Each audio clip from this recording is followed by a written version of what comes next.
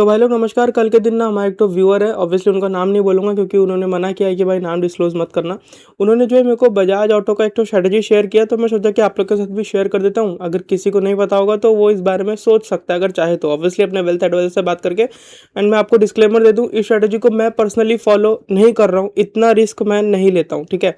हालांकि उनका जो स्ट्रेटजी था वो बहुत ही सिंपल सा था, मतलब इतना कोई कॉम्प्लिकेटेड नहीं था, जो कि मैं आपको एक्सप्लेन करूंगा, लेकिन तब एक्सप्लेन करूंगा जब आप इस वीडियो को लाइक और चैनल को सब्सक्राइब करोगे, ठीक है। और साथ साथ हमारे व्हाट्सएप चैनल को भी ज्वाइन करोगे, जिसका लिंक आपको नीचे डिस्क्रिप्शन में देखने को मिलेगा। बट इस स्ट्रेटजी के पहले हमने एक तो स्ट्रेटजी आपके साथ शेयर किया था, जिसको कि हमने नाम दिया था नो लॉस स्ट्रेटजी। हालांकि शेयर बाजार में नो लॉस जैसा कुछ नहीं होता है, बट उसमें लॉस होने का प्रोबेबिलिटी थोड़ा कम है, ठीक है। एंड उसमें क्या करना था आपको, आपको एक लॉट फ्यूचर बेचना था, और फिर जितने भी शेयर्स फ्यूचर के एक लॉट में होते हैं उतना ही शेयर्स कैश में परचेज करना था, और फिर बायबैक में अप्लाई कर देना था।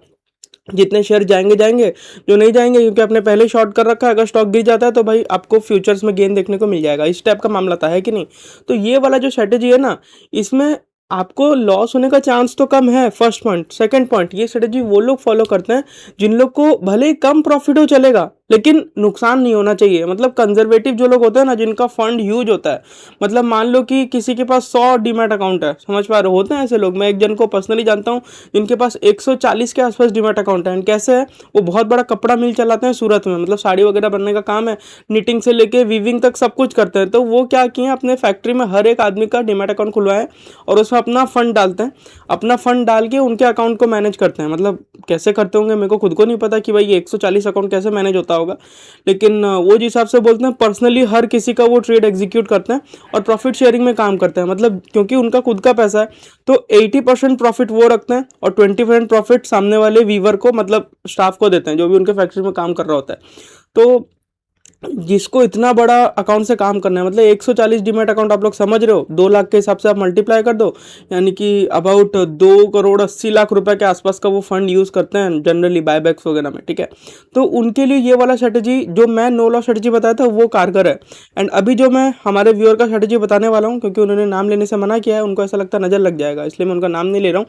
हमारे जो व्यूअर का स्ट्रेटेजी है वो बहुत ज़्यादा एग्रेसिव स्ट्रेटेजी है। मतलब अगर इसमें आपको लॉस हुआ तब भाई लंबा लॉस हो सकता है, ठीक है। लेकिन हाँ, अगर आप इनका स्ट्रेटेजी देखोगे तो इन्होंने बहुत ही छोटा स्टॉप लॉस लगा था, रखा था रादर, और टारगेट बड़ा रखा था। मतलब मैं आपको इनका स्ट्रेटेजी समझाता हूँ, ठीक है। तो इसमें करना क्या है, आपको कुछ नहीं करना है, आपको अपने डीमैट अकाउंट में फंड्स को ऐड करना है, ठीक है। आप लोग फंड्स को ऐड किए, फिर उसके बाद आपको अपना एमटीएफ को एक्टिवेट करना है स्टॉक बाय करते वक्त। आप जैसे ही एमटीएफ एक्टिवेट करोगे, मान लो कि 10 लाख रुपए का आपको शेयर लेना है, तो 10 लाख रुपए का शेयर आप अराउंड 2.5 लाख रुपए में ले सकते हो। तो उनका स्ट्रेटेजी क्या था, भाई कुछ नहीं करना है, 8,60,000 रुपया डीमैट अकाउंट में ऐड करना है और उसको एमटीएफ में लगा देना है। एमटीएफ मतलब एमटीएफ का यूज़ करना है उस 8,60,000 के ऊपर। एंड एमटीएफ यूज़ करके हम लोग क्या करेंगे, फ्यूचर वगैरह सेल करने का झमेला छोड़ देते हैं। एंड हम लोग 4 गुना का लेवरेज ले लेते हैं, क्योंकि एमटीएफ में आपको 25,000 रुपये दे के 1 लाख तक का पोजीशन बनाने का मौका मिलता है। यानी कि 2.5 लाख दे के आप 10 लाख का पोजीशन बना सकते हो। वो 8,60,000 दे रहे थे, तो आप लोग इंटू 4 कर दीजिए, कितना निकल के आता है। कैलकुलेटर नहीं है मेरे आसपास, बट एनीवेज आप लोग देख लेना, वहाँ पे रखा हुआ है। अभी मैं जाऊँगा वहाँ, आऊँगा, दुनिया झमेला हो जाएगा, ठीक है। तो आप लोग 8,60,000 इंटू 4 कर देना। अगर मैं करूँ तो 32 अराउंड 35 लाख के आसपास हो जाएगा। यानी कि 8,60,000 में 35 लाख का पोजीशन वो खड़ा कर सकते हैं। और उनका सीधा से यही बोलना था कि भाई मैं ये सब काम नहीं करूंगा, 75 शेयर बाय कर लो, 75 शेयर कर दो, मतलब सेल कर दो फ्यूचर में, बायबैक में अप्लाई कर दो, इतना झमेला मेरे से नहीं होगा। मैं सिंपली एमटीएफ में 8,60,000 का माल उठाऊंगा, यानी कि मतलब 8,60,000 का फंड यूज़ करूंगा, यानी कि लगभग 35 लाख रुपए के आसपास का माल उठाऊंगा। और कितना शेयर खरीदूंगा, लगभग 35 लाख में 75 इंटू 4 इतना शेयर आ जाएगा। मतलब 75 इंटू 2 150, मतलब 300 शेयर्स के आसपास आ जाएगा, समझ रहे हो। तो वो 300 शेयर्स खरीदेंगे। और ये चीज़ उन्होंने किया 10,077 के प्राइस में, ठीक है। 10,077 के प्राइस में 3,300 शेयर खरीदा, 8,60,000 का फंड यूज किया था एमटीएफ में। तो 300 शेयर कैसा है आप लोग समझ गए होंगे, ठीक है। एंड स्टॉप लॉस डालूंगा मैं 10,000 का, कि भाई स्टॉक जैसे ही 10,000 जाएगा मैं अपना सौदा मेरा कट जाएगा। और अगर फायदा लूंगा तो मैं 10,200 से लेकर 10,300 तक का लूंगा। मतलब ये उनका पॉइंट ऑफ व्यू था। लेकिन अगर आप देखोगे तो इसमें आपको प्रॉफिट बहुत हैवी होगा। मतलब 8,60,000 का अगर आप एमटीएफ में डाल रहे हो और 30 लाख रुपए का पोजीशन खड़ा कर रहे हो तो आप यहाँ पे सोच के देखिए आपको कितना बड़ा फायदा हो सकता है। अगर 100 रुपये भी स्टॉक मूव किया, आप खटाक से 30,000 रुपये कमा लोगे।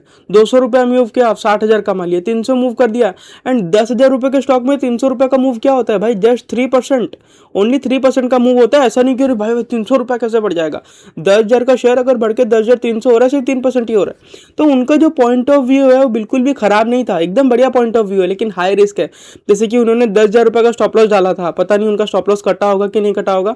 हालांकि शायद से कट गया होगा, क्योंकि अभी जिस वक्त मैं इस वीडियो को रिकॉर्ड कर रहा हूँ ना, बजाज 10,008 रुपये का बिक रहा है। लेकिन अगर आप देखोगे तो ये खराब ओपनिंग ही दिया था जहां तक मैंने देखा था इसको। बट एनीवे, स्टॉप लॉस नहीं भी कटा तब भी कोई प्रॉब्लम नहीं है, क्योंकि इनका स्टॉप लॉस 10,000 रुपया था, एंड अभी के टाइम में स्टॉक 10,000 रुपये के आसपास ही 10,005 रुपया चल रहा है। ठीक है, तो आई होप आप लोग इनका स्ट्रेटेजी समझे होंगे। क्या किया? 8,60,000 रुपया डीमैट अकाउंट में ऐड किया, MTF का यूज़ किया, एंड 300 शेयर खरीद लिया। 30 लाख रुपया का माल खरीद लिया। उनका स्टॉप लॉस क्या था? 10,000 का, बहुत ही छोटा स्टॉप लॉस। टारगेट क्या था? 10,200, 10,300। अगर फायदा हुआ तो बड़ा होगा, घाटा हुआ तो छोटा होगा। लेकिन ये वाला स्ट्रेटेजी क्या सबके लिए है? बिल्कुल भी नहीं। अगर आप बहुत ही ज़्यादा एग्रेसिव हो, एकदम बिल्कुल भी डर नहीं लगता, जो होगा देखा जाएगा टाइप के इन्वेस्टर हो, ये उसके लिए है। ठीक है, एंड अगर आप लोग मेरे से पूछोगे तो मेरे को लगता है कि ये सब स्ट्रेटेजी मेरे लिए नहीं बना है, क्योंकि एक मेरा कैपिटल साइज बड़ा है। ठीक है, मतलब अच्छा खासा मेरा कैपिटल साइज है। अगर मैं इस टाइप का स्ट्रेटेजी लगाऊंगा तो कमा तो मैं, हो सकता है कि अगर किस्मत साथ दिया तो एक दिन में 3-4 लाख रुपया कमा लूँ, लेकिन वो वाला स्ट्रेटेजी, ये वाला स्ट्रेटेजी रदर मेरे लिए नहीं है। क्यों? क्योंकि मैं कंजर्वेटिव इन्वेस्टर हूँ। कंजर्वेटिव इन द सेंस क्या, मेरे को पैसा हड़बड़ी में नहीं बनाना है, पैसा मेरे को शांति से बनाना है, लेकिन खोना नहीं है। मतलब P/R/T टू दी पावर, मतलब P/R to the power n, पता है ना आपको? मेरे को अपना एन को बड़ा करना है, यानी कि मेरे को ज़्यादा दिन जिंदा रहना है। और अगर मैं ये सब झमेला करूँगा कि भाई मैं वो कर दूँ, MTF में फंड ले लूँ, 300 शेयर खरीद लूँ, ये वो, इससे क्या होगा? मेरे दिमाग में स्ट्रेस पड़ेगा, मेरे को नींद कम आएगा। मैं सोचता रहूँगा कि भाई कल कहाँ पे खुल जाएगा स्टॉक। जैसे कि कल के दिन IT सेक्टर में मंदी आई थी, उसका इम्पैक्ट आज के दिन इवन बजाज ऑटो के ऊपर भी आया। बायबैक का रिकॉर्डेड अनाउंस होने के बावजूद भी बजाज ऑटो रेदर आज के दिन नीचे की तरफ गया था। क्यों? क्योंकि IT में बहुत बड़ा नेगेटिविटी हो गया, एंड इसके ऊपर हम लोग डिटेल्ड एनालिसिस करेंगे कि भाई जो IT का इतना बड़ा नेगेटिविटी है उसका हमारे इकोनॉमी के ऊपर कैसे इम्पैक्ट आएगा, एंड बहुत बहुत बहुत गंदा इम्पैक्ट आने वाला है। इसके बारे में हम लोग बात करेंगे। तो ये वाला टेंशन सर में अगर मैं रखूंगा तो मेरा लाइफ स्पैन कम हो जाएगा। अगर मैं 80 साल जिंदा रहता, क्या पता मैं 70 साल में मर जाऊं। समझ पा रहे बात को? तो मेरे को अपना एन को बढ़ाना है, एन को बढ़ाना है। क्यों? क्योंकि भाई अगर एन को बढ़ा दूंगा, काम खत्म है। अभी पैसा आराम से बनाएंगे, फिर एन को आगे बढ़ा देंगे, तो ये आराम से बनाया हुआ पैसा जब धीरे धीरे बढ़ेगा, क्योंकि एन भी मेरा आगे बढ़ गया है, तो मैं अच्छा पैसा बना लूंगा। जैसे कि अगर आप लोग वॉरेन बफे को देखोगे, आज से 20 साल पहले तक उनके पास कुछ नहीं था। हालांकि ठन ठन गोपाल वो नहीं थे, लेकिन बहुत ही इतने भी ज़्यादा रिनाउंड नहीं थे कि भाई लोग उनका पूजा कर रहे हैं। अगर आप देखोगे तो 2007-8 के बाद ही उनका पॉपुलैरिटी पूरा स्काई रॉकेट हुआ, जब उन्होंने चांदी में बहुत अच्छा पैसा बनाया था। उसके पहले भी हालांकि वो तो 90s के दौर से पॉपुलर है, लेकिन जो भयंकर जो ग्लोबल लेवल पे पॉपुलैरिटी हुआ वो लास्ट 20 साल के अंदर अंदर ही हुआ है। समझ रहे हो? क्योंकि उन्होंने 20 साल में ही अपनी ज़िंदगी का सबसे बड़ा पैसा बनाया। क्यों? क्योंकि भाई बस उन्होंने एन को आगे खींच दिया। जैसे कि हमारे राकेश झुनझुनवाला जी थे।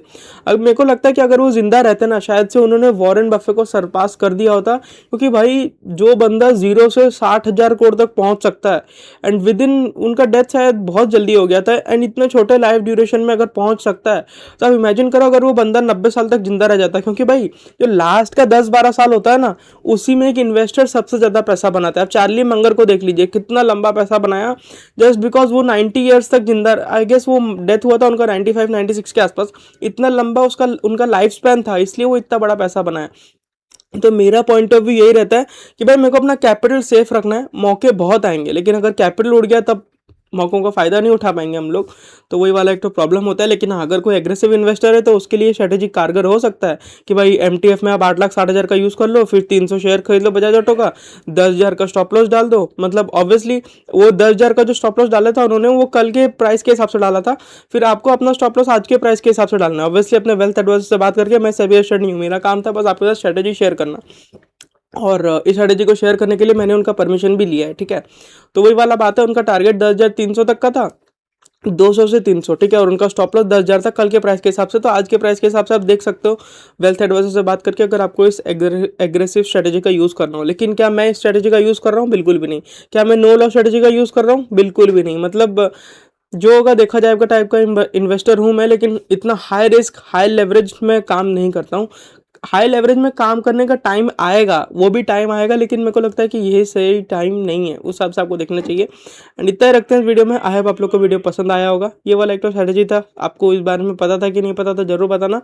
एंड मेरे को हालांकि पता था, लेकिन मैं इस हिसाब से सोच नहीं रहा था, लेकिन जैसे ही उन्होंने मेरे को बोला, क्योंकि यार देखो मैं क्या बोला, मेरा माइंडसेट क्या है, मेरे को अपना एन को आगे बढ़ाना है, ज़्यादा दिन जिंदा रहना है, तो मैं ऐसा हाई रिस्क चीज़ों के बारे में कम ही सोचता हूँ। समझ पा रहे हो बात को? मैं जनरली सेफ चीज़ों के बारे में सोचता हूँ। अगर आप लोग मेरे चैनल को फॉलो कर रहे हो, आपको पता होगा कि भाई मैं बहुत ज़्यादा कंजर्वेटिव इन्वेस्टर हूँ, तो उस हिसाब से आपको देखना चाहिए। नमस्कार। एंड लाइक सब्सक्राइब जरूर से कर देना। हाँ।